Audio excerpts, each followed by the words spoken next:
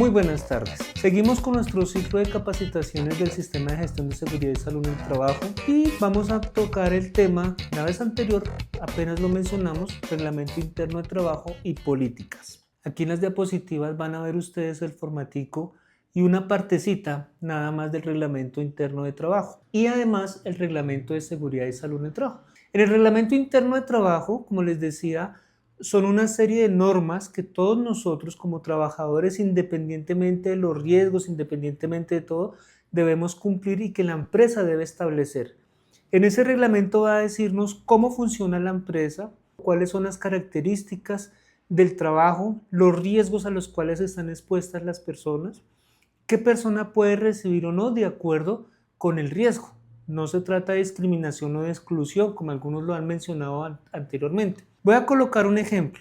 Si es una empresa química donde se trabajan con sustancias que son altamente lesivas, por ejemplo, para una mujer que está en estado de embarazo en sus primeros meses, esas sustancias, esos vapores, el contacto con esos químicos puede traerle consecuencias en su embarazo al fetico o al futuro bebé que van a hacer. Entonces, en ese caso, en mi reglamento interno de trabajo debe decir si la persona está en embarazo y va a estar expuesta a estos riesgos, yo no la puedo tener trabajando en ese sitio, tengo que reubicarla en otro lado.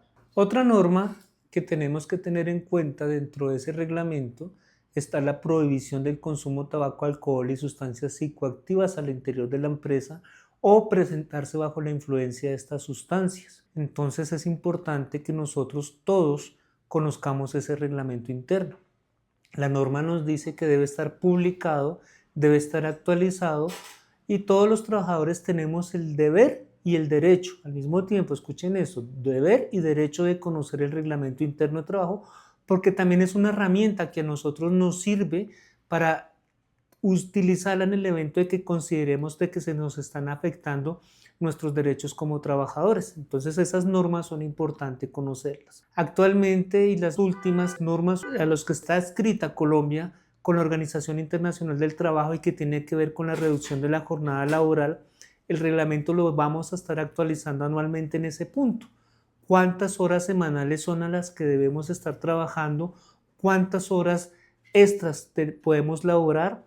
¿Cómo se nos pagan los festivos, los dominicales? Eso se incluye en ese mismo reglamento interno de trabajo. De toda esa documentación hay unos puntos que son esenciales. Por ejemplo, y los invito a leer y a revisar cuáles son las conductas punibles, es decir, cuáles son los actos o acciones que nosotros cometemos que son irregulares y por los cuales podemos ser sancionados. Voy a colocar un ejemplo: el porte de armas, la venta de productos al interior de la empresa sin la autorización de la gerencia, las rifas, que nosotros no podemos hacer rifas al interior de la empresa.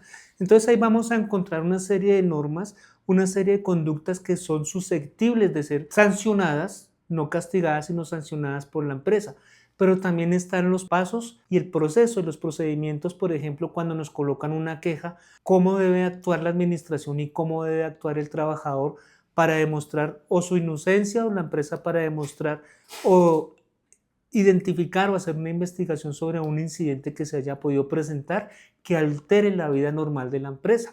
Por ejemplo, si se presenta una riña, entonces en ese reglamento interno de trabajo está cuáles son las sanciones a las que se expone el trabajador si se presenta una riña al interior de la empresa. ¿Cuáles son las sanciones si la persona está llegando tarde al trabajo permanentemente? Está mencionándose el derecho al debido proceso, es decir, también yo como trabajador tengo un derecho a defenderme, tengo un derecho a exponer de pronto las causas o la motivación de la situación que se haya presentado y por la cual me van a sancionar o puede ocurrir una sanción.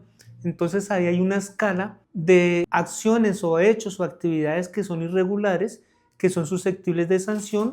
Hay una escala de valores, digámoslo en esos términos, de cuáles pueden ser las sanciones. Voy a colocar un ejemplo. Suspensión por un día de la actividad laboral con el descuento. Suspensión por 3 días. Llamado de atención con copia a la hoja de vida. O suspensión o coterminación unilateral del contrato con justa causa. Entonces, en ese reglamento interno de trabajo que todos debemos conocer están establecidas todas esas normas que nosotros debemos cumplir, están establecidas, orientadas o identificadas mejor las acciones o actos que nosotros cometemos que son susceptibles de sanciones, la escala de sanciones y el derecho que nosotros tenemos a defendernos. También nos habla de los elementos de protección personal. Por ejemplo, dice que nosotros debemos reportar nuestras condiciones de salud. ¿Dónde está el marco de eso? Hay un título que habla Sistema de Gestión de Seguridad y Salud en el Trabajo dentro del Reglamento Interno de Trabajo, o sea que la empresa debe establecer ese sistema y como ya lo vimos anteriormente, ese sistema también nos establece a nosotros una serie de normas para seguir. Si nosotros faltamos a una norma del sistema de gestión, no solamente al sistema, sino también le estamos faltando al reglamento interno. Vamos a concluir acá con el llamado a cada uno de nosotros a que no solamente porque exista un reglamento interno de trabajo o un reglamento de higiene y seguridad de salud industrial, debemos comportarnos. Estas normas ya deben venir desde nuestra casa. Cómo comportarnos, cómo actuar, cómo no arriesgar la vida propia, la salud propia, ni la de nuestros compañeros y también la propia empresa, porque muchas veces nosotros cuando actuamos indebidamente no solamente estamos en riesgo como personas, sino toda la empresa en general.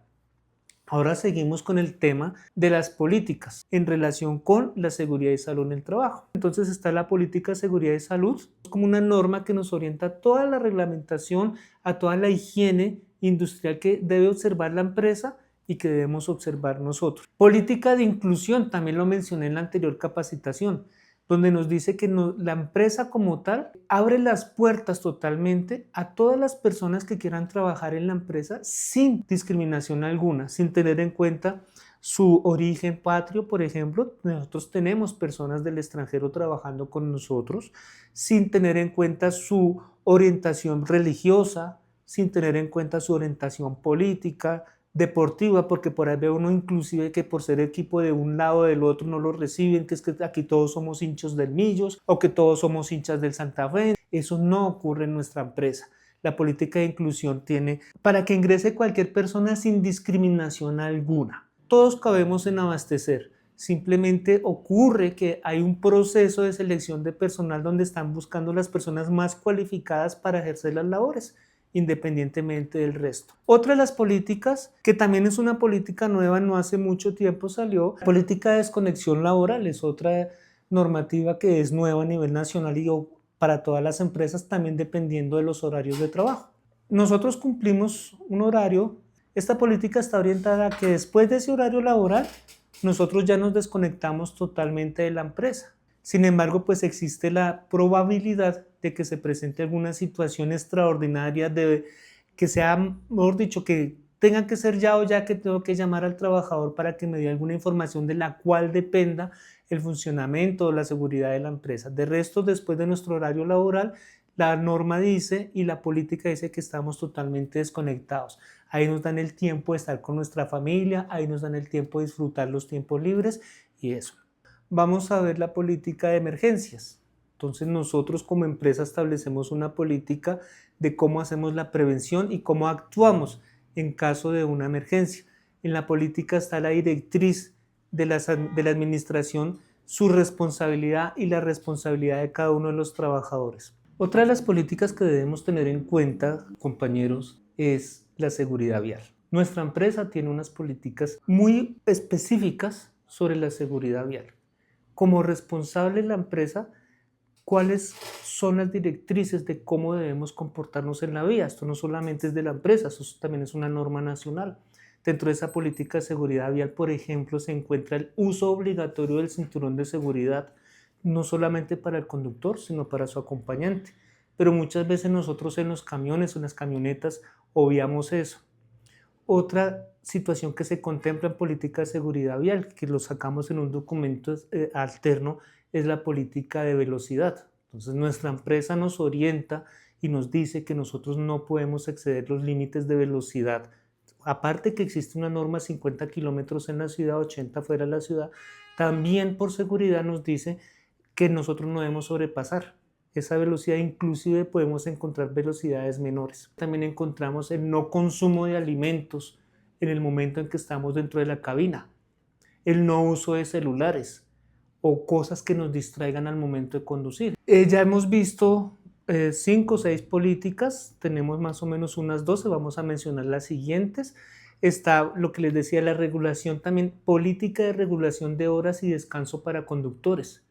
En nuestro caso, se presentan situaciones o momentos en que el conductor va a estar más de 3 o 4 horas cuando tiene que salir fuera de Bogotá, no por la distancia, sino por los trancones.